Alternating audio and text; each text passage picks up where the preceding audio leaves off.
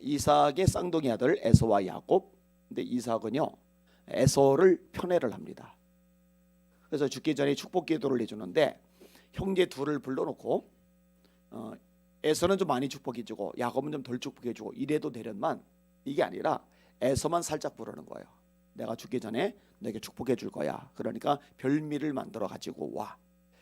이 이야기를 어머니 리브가가 들었어요. 그리고 야곱을 불러드립니다. 야곱이 축복을 받게 하고 싶은 거예요. 그래서 에서의 옷을 야곱에게 입혀주고 또 쌍둥이인데 이 체질이 달라요. 에서는 털이 많고 야곱은 매끈하거든요. 이 매끈한 야곱의 몸에 이 털로 이렇게 만들어서 덮어줘요. 아버지가 시력이 엄청 떨어졌거든요. 그런데 후각은 아직 남아있거든요. 그러니까 시력으로는 구분을 잘 못하더라도 손으로 이렇게 만져볼 수가 있으니까 또 이 코로 냄새를 맡아볼 수가 있으니까 그래서 이제 형 에서의 옷을 이 형의 냄새가 나도록 그 다음에 털로 만져봤을 때 에서인 줄 알도록 이렇게 해가지고 에서 대신에 야곱이 다 이제 복을 받는단 말이에요. 축복기도를 다 받았단 말이에요. 근데 이것 때문에 에서가 노발대발을 합니다. 41절 앞부분에 보면은 그의 아버지가 야곱에게 축복한 그 축복으로 말미암아 에서가 야곱을 미워하여 심중에 이르기를 아버지를 곡할 때가 가까웠은즉 내가 내 아우 야곱을 죽이리라 하였더니. 자, 야곱이 썩 잘한 거는 아니에요. 그런데 이 일로 동생 야곱을 죽이겠다는 거예요. 아버지를 곡할 때가 가깝다. 아버지가 아직 살아계실 때는 이런 짓을 못하겠지만 이제 아버지가 돌아가시면은 그때는 내가 죽여버리겠다 이거예요. 이게 에서의 문제점이 이제 드러납니다만 여러분 자기의 잘못에 대해서는 반성하는 게 없어요. 이 장자의 명분을 경히 여겼다라고 말씀하고 있잖아요. 이 장자의 명분은 하나님의 언약이 주어지는 거란 말이에요. 근데 하나님의 언약이 주어진 것을 가볍게 생각했던 자신의 허물, 약점, 실수에 대해서는 아무 생각이 없는 거예요. 그 야곱만 미워하는 거예요. 야곱을 죽이겠다고 하는 거예요. 자, 이 사실을 이제 리브가가 또 다시 알았어요. 네 형 에서가 너를 죽여 그 한을 풀려 하니 내 아들아 내 말을 따라 일어나 하란으로 가서 내 오라버니 라반에게로 피신하여 네 형의 노가 풀리기까지 몇 날 동안 그와 함께 거주하라. 네 형의 분노가 풀려 네가 자기에게 행한 것을 잊어버리거든 내가 곧 사람을 보내어 너를 거기서 불러오리라. 어찌 하루에 너희 둘을 이르랴. 어머니 리브가가 생각할 때는 지금 형이 감정으로 좀 격해져 가지고 야곱을 죽이려 들지만 조금만 시간이 지나면은 이 흥분하고 격해진 마음이 가라앉으리라고 생각을 한 거예요. 여러분 그렇잖아요. 사람이 화가 나도 열이 받아도 시간이 좀 지나면은 가라앉잖아요. 뭐 몇 달 정도 지났다. 아니면 한 1, 2년 지났다. 그래서 리브가가 말하는 거예요. 네 형의 노가 풀리기까지 몇 날 동안이라고 돼 있어요. 이 아들 야곱을 보내려고 그러면서 이게 20년의 세월이 걸리리라고는 상상도 못했죠. 라헬을 위해서 7년, 레아를 위해서 7년, 그 다음에 또다시 6년간 계약을 해가지고 20년 동안 떨어져 있으리라고 상상을 못한 거예요. 몇 날 안 돼서 가라앉으면 내가 사람 보내서 다시 불러드릴게. 그러니까 마음이 진정될 때까지만 내 오빠 라반의 집에 가서 머물러 있어. 이렇게 말하는 거는 미래를 모르니까. 자, 그리고 나서 아버지 허락이 떨어져야 되니까 리브가가 남편을 설득하는 거죠.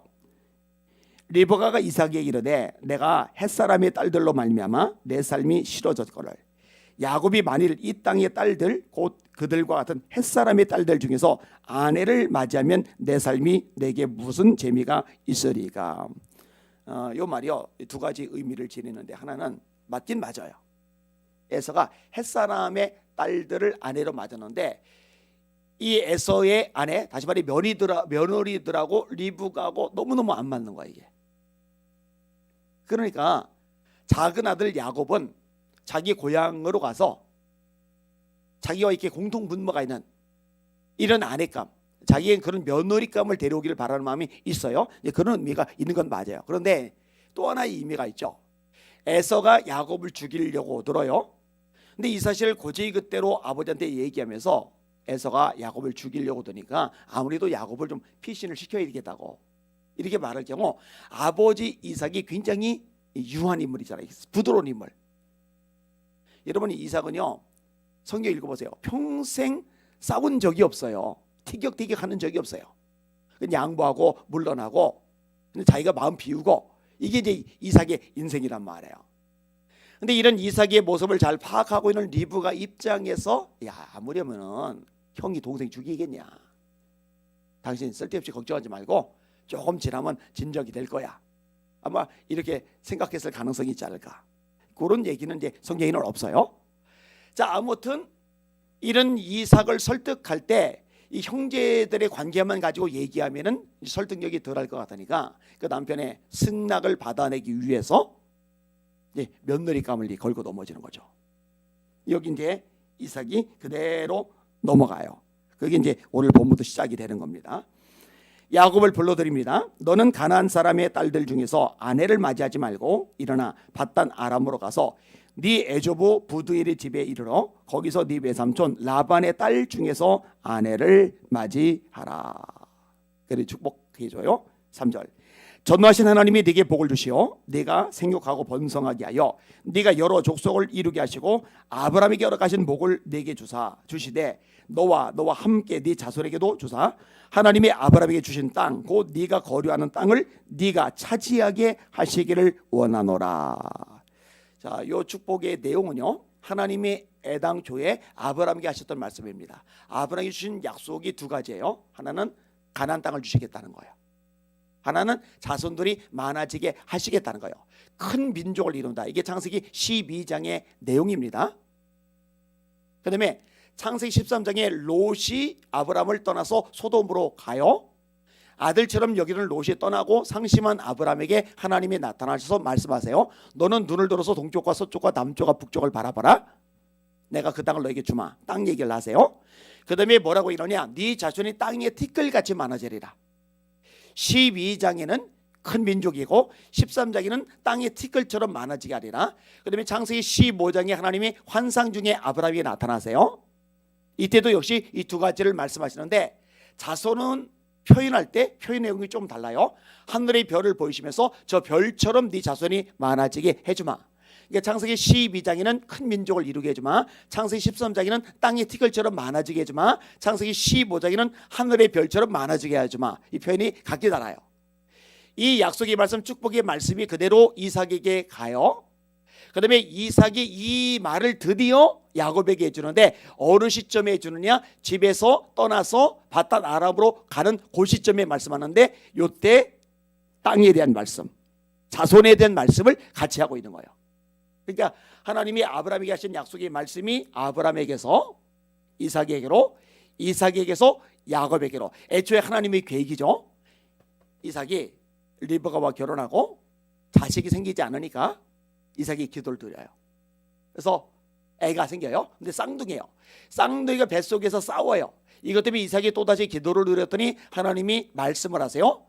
큰 자가 어린 자를 섬기리라. 그러니까 하나님의 약속은, 이 하나님의 언약은 에서가 아닌 야곱에게 있는 거예요. 이걸 이삭이 들었어요. 그런데 노년에 이삭이 총명이 좀 흐려진 거죠. 영적으로 좀 둔해진 거죠. 하나님의 약속의 말씀을 붙잡고 있었더라면, 기억하고 있었더라면 에서가 아닌 야곱에게 축복 기도를 해줘야 되는데 에서만 해주려고 하다가 이삭이 끼어들면서 이게 어긋나 버리는데, 사실은 이 어긋나는 과정도 하나님이 개입하신 거죠. 우연이 아니니까. 자, 그러면은 여기서 이제 한 가지 생각을 해볼 게 있어요. 그게 뭐냐면은, 자, 분명히 축복 기도를 야곱이 받았어요. 그죠? 야곱이 받았죠. 무슨 기도? 축복 기도. 어제 말씀 기억하세요? 레위의 우선 제사장들이 백성을 축복해요. 여호와는 네게 복을 주시고 너를 지키시기를 원하며 여호와는 그 얼굴을 네게 비추사 은혜 베푸시기를 원하며 그 여호와는 그 얼굴을 네게로 향하여 두사 평강 주시기를 원하노라. 그들은 이같이 내 이름으로 이스라엘 자손에게 축복할지니. 자, 레위 사람들, 제사장들 하나님은 뭐냐? 축복해 주는 거예요. 그러면 내가 그들에게 복을 주리라. 하나님은 복을 주시는 거예요. 그러니까 어제도 말씀드렸지, 원래 단어상으로 따지면 축복은 복을 빌어주는 거, 복을 기도해 주는 거고, 복은 하나님이 주시는 거예요. 근데 지금 우리나라 언어가 좀 바뀌어서 하나님이 축복하신다, 하나님 축복 주신다, 뭐 그렇게 해도 된다고 그랬어요. 언어라는 거는 이 변천의 과정을 거치니까. 근데 원래의 의미는 축복은 복을 빌어주는 거고, 복을 내리는 거는 복을 주시는 거고. 자, 이렇게 축복 기도를 해준 것을 하나님이 책임져 주신단 말이에요. 그러면은 야곱이 복을 받아야 돼요. 복을 기대해야 돼요. 근데 이제 어떤 일이 발생해요? 아까 말했듯이 20년간 죽을 고생을 하는 거예요. 라반이 품값을 10번이나 속여요. 여러분, 야곱이 편안하게 지내지 못합니다. 낮에는 더위를 무릅쓰고 밤에는 추위를 무릅쓰고 눈붙일 겨를도 없이 보내었나이다. 이게 야곱의 고백이에요. 잠도 제대로 못 자서 20년 동안. 그리고 고향 땅에 돌아온다고, 아버지 품으로 돌아간다고 하는데 라반이 죽인다고 쫓아오죠. 7일간을 쫓아와요. 얼마나 지배합니까? 하나님께서 개입하셔서 목숨은 건졌는데, 그 이후로 또 어떤 일이 발생을 하는 거예요? 에서가 죽인다고 어머니는 며칠만 지나면, 어느 정도만 지나면은 누구라질 테니까 내가 사람 보내서 너 오도록 할게 했는데 며칠이 아니에요. 20년이 지나도 감정이 안 사갔어요. 세상에 독해도 이렇게 독한 인간이 어디 있어요? 여러분, 유일한 혈육인데 한 5년 지나면 누그러져야죠. 아버지 재산도 어차피 자기가 먹었으니까 동생 양에서 마음이 풀려야죠. 그런데 아버지 재산은 재산대로 자기가 다 먹어놓고 20년이라는 세월이 지났는데도 불구하고 잡아주겠다고 400명 건너리고 올 만큼 이때 야곱이 심히 두려워했다고 성경은 말씀해요. 이게 나가네요. 11번째 아들 요셉이 행방불명 됐잖아요. 애굽에 팔려간 건데 사실은 형들이 속임수를 쓴 것 때문에 야곱의 피 묻은 옷을 보고서 짐승에게 찢겨 죽였다고 생각하면서 통곡하는 장면이 나오잖아요. 그 다음에 애굽에 곡식사로 보냈더니 시므이가 잡혀있잖아요. 애굽에. 그 다음에 베냐민까지 또 보내잖아요. 얼마나 마음고생 몸고생 심하게 하는지 몰라요. 너무너무 해도 심해요. 너무 심해요. 아니, 이상하잖아요. 분명히 축복 기도를 받았고 이 축복 기도는 그대로 돼요. 이게 하나님의 법칙이에요. 그러니까 야곱 입장에서 복을 기다려야 돼요. 복을 기대해야 돼요. 근데 복이 오는 게 아니라 삶이 꼬여요. 힘들어요. 지쳐요. 시달려요. 공격을 받아요. 이거 뭔가 잘못된 거 아니냐고요. 근데 아닙니다. 여러분 잘 들으세요. 우리가 고난당할 때, 힘들 때, 지칠 때, 마음 상할 때, 또 이렇게 외톨이가 될 때, 또 경제로 쪼들 때, 질병이 생길 때 재수 없어서, 운 나빠서, 인생 지질이 꼬여서 그런 게 아니에요. 여러분, 그런 것들조차도 다 하나님의 손에 있다는 거 믿으셔야 됩니다. 다 하나님이 계획을 가지고 계시는 거예요. 여러분, 성경은요 이 고난에 대해서 절대로 부정적으로 말하지 않아요. 고난당하는 것이 내게 유익이라 이로 인하여 내가 주의 율례를 배우게 되었나이다. 고난당하기 전에는 내가 그릇 행하더니 이제는 주의 계명을 지키나이다. 내 형제들아, 너희가 여러 가지 시험을 만나거든 온전히 기쁘게 여기라. 이는 너희 믿음의 시련이 인내를 만들어내는 줄 너희가 알미라. 인내를 온전히 이루라. 이는 너희로 온전하고 구비하여 조금도 부족함이 없게 하려 함이라. 시험을 참는 자는 복이도다.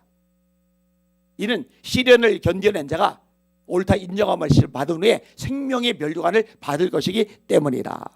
여러분, 하나님이 모세 통해서 이스라엘 구원해 내신다고 말씀하시잖아요. 안 가겠다는 거, 못 하겠다는 거, 보낼 만한 사람 보내세요. 나는 입이 뻣뻣하고 둔합니다. 이런 모세를 굳이 떠밀어서 애굽에 보내면서 하나님이 약속이 말씀하셨어요. 내가 반드시 너와 함께 있을 거다. 그런데 모세가 가서 백성들 내보내라고 했더니 바로가 말을 안 들어요. 더 힘들게 만들어요. 이 백성들이라도 믿고 신뢰하고 따라줄 것 같은데 이 백성들이 모세 보고 욕해요. 너 때문에 우리 더 힘들어졌어. 너 때문에 우리 더 고난이 극심해졌어. 뭐예요 이거? 자, 기껏 출애굽을 했더니 홍해가 가라막고 있고 애굽의 군대가 쫓아오고 백성들은 떼거지로 달려들어서 모세를 향해서 공격하고 원망하고. 뭐예요 이거? 아니, 하나님이 역사하신다고 말씀하셨으면 좀 고속도로 깔린 길 엑셀 밟고 질주하듯이 쫙쫙쫙쫙 뻗어가게 만들면은 얼마나 좋아요. 얼마나 봄나고 괜찮아요. 근데 뭐 이렇게 복잡해요 이게. 아니, 하나님이 사무엘을 통해서 다윗에게 기름을 부어서 너 왕이 될 거야 말씀하셨으면 좀 승승장구해야죠. 일이 풀려야죠. 상황이 나아져야죠. 힘 있는 사람들이 달라붙어서 세력을 형성해야죠.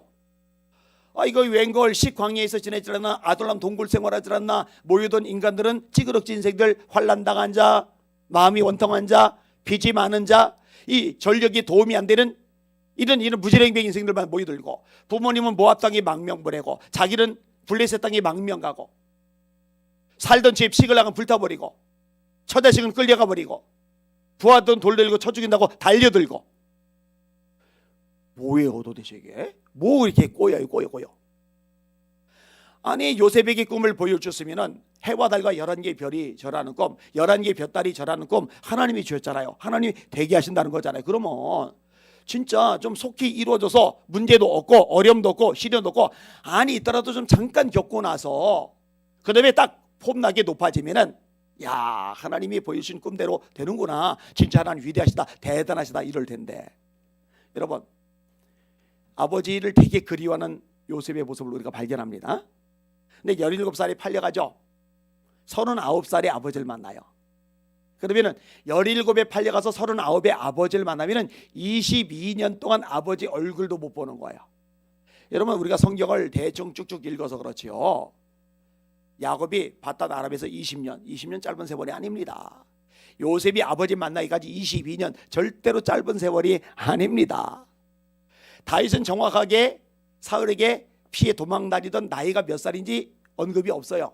그러니까 몇 년인지는 모르지만 그것도 짧은 세월은 아니에요. 솔직히 말해서 우리 막 힘들 때, 지칠 때, 쪼들릴 때, 이런저런 문제가 꼬일 때, 사실 1년, 2년, 3년, 몇 년만 가도 막 속이 타들어가잖아. 미칠 것 같잖아요. 답답하잖아요. 속이 막 깜깜한 먹구름으로 꽉 차잖아요. 그죠? 근데 20년 이상 그렇게 봐요. 이 과정이 필요해요? 꼭 이래야 돼요? 예, 필요합니다. 꼭 그래야 됩니다. 하나님이 아무 생각 없이 또는 무능력해서 손이 딸려서 우리를 건져줄 능력과 여건이 도와줄 역량과 힘이 없으셔서 그러신 게 아니라 그 모든 과정들 속에서도 하나님의 뜻과 계획이 있다는 거 믿으시기를 주님의 이름으로 축원합니다. 우리가 알거니와 하나님을 사랑하는 자, 곧 그 뜻대로 부르심을 입은 자들에게는 모든 것이 합력하여 선을 이루느니라. 모세의 고난 모세에게 유익해요. 다윗의 고난 다윗에게 유익해요. 요셉의 고난 요셉에게 유익해요. 야곱의 고난 야곱에게 유익해요. 저도 보니까 제가 겪은 오랜 세월의 고난들 저에게 유익해요. 여러분들도 마찬가지입니다. 그래서 성경은 명확하게 말하는 겁니다. 아까 인용했죠. 고난당한 것이 내게 유익이라. 고난당한 것이 내게 유익이라. 하나님의 말씀은 진리입니다. 이 말씀 믿으시는 여러분들 되시기를 예수님의 이름으로 축원합니다. 우리는 인간적으로 생각해서 당장 손에 쥐어지는 거, 높아지는 거, 폼나게 사는 거, 이게 이제 승리고 성공이라고 생각하기 쉽지만 하나님 편에서 보면은 우리가 하나님의 사람답게 다듬어지는 것이야말로 진짜 승리고 진짜 성공이거든요. 이게 본질이거든요. 따라서 고난 나갈 때도 감사하시고 또 하나님을 의지하는 기회로 삼으시는 여러분들 되시기를 예수님의 이름으로 축원합니다. 제가 잘 묵상하는 고린도서 1장 9절 하나 인용하고 정리할게요. 바울의 고백이에요. 형제들아, 우리가 아시아에서 당한 환난을 너희가 알지 못하기를 원치 아니하노니 우리가 심해 지나도록 심한 고난을 받아 살 소망까지 끊어지고 우리 마음에 사형 선고를 받은 줄 알았노니 이는 우리로 하나님만 의뢰하게 하려 하십니다. 아멘. 두 손 드시고 합심하여 같이 한번 기도할게요. 하나님, 저에게 산 믿음을 주시옵소서. 고난이 힘들지만 답답하지만 속상하지만 거기에 눌리지 말게 하시고 이것조차도 하나님이 나를 위해서 주시는 연단의 과정임을 믿고 이것조차도 내게 유익임을 믿고 담대하게 뚫고 나가는, 그리고 성장하고 변화돼서 주님 닮아가는 제가 되게 하여 주시옵소서. 주여 한번 부르고 합심하여 기도하십니다. 주여 하나님 아버지 감사합니다. 찬양과 존귀와 영광과 경배 받으시기를 원합니다. 하나님 아버지 이 자리에 우리와 함께 하시기를 원합니다. 은혜 베푸시고 새롭게 하여 주시기를 원하나이다. 하나님만 바라보고 의지하며 앙망하며